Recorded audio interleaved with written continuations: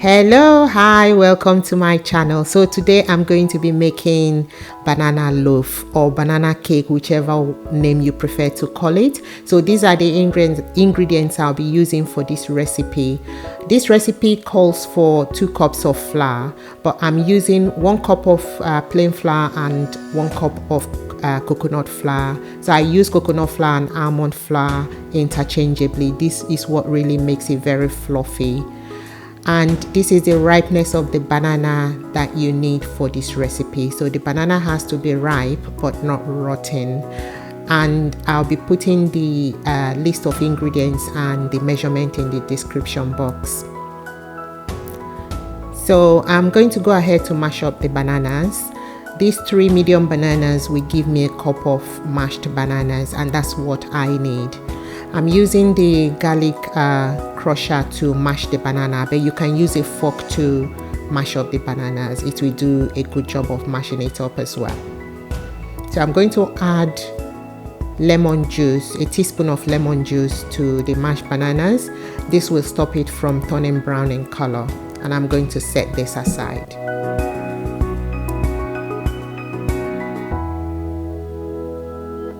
So in a mixing bowl, I've got the softened butter, and I'm going to add the sugar. So the white and brown sugar will be going in, and I'm actually using soft brown sugar.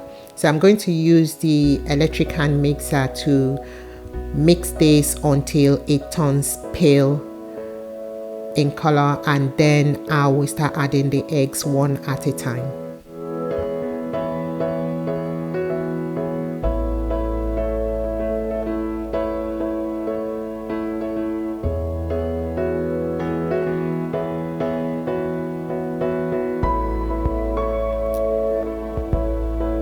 So in a jug, I've got the flour, and I'm going to add the other dry ingredients, which is the baking soda, the baking flour, the baking powder, the ground cinnamon and the salt. So I'm mixing all this together,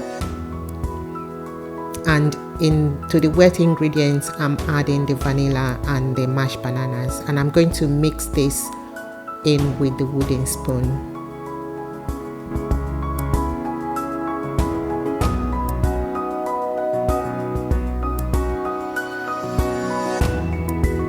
So I'm going to start adding the dry ingredients into the wet mixture, and I'm adding this little at a time. So this has to go in batches so that it doesn't become clumpy. So I'll continue to use the wooden spoon to mix this together.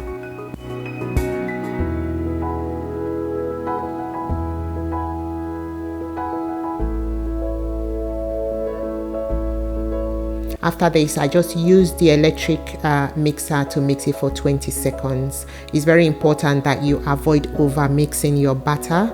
If not, your loaf or your cake will come out dry and hard, and that's not what we want.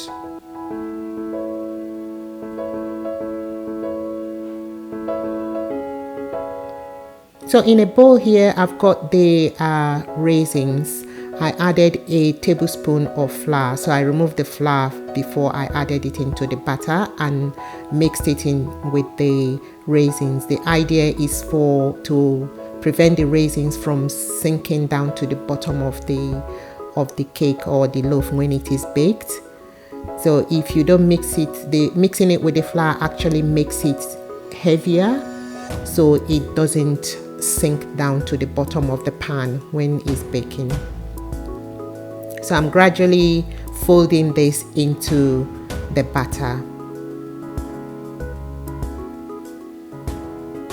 I've greased 2 loaf pans and also dusted it with flour, and I've also preheated the oven to 150 degrees, and I've divided the batter into between the 2 loaf pans.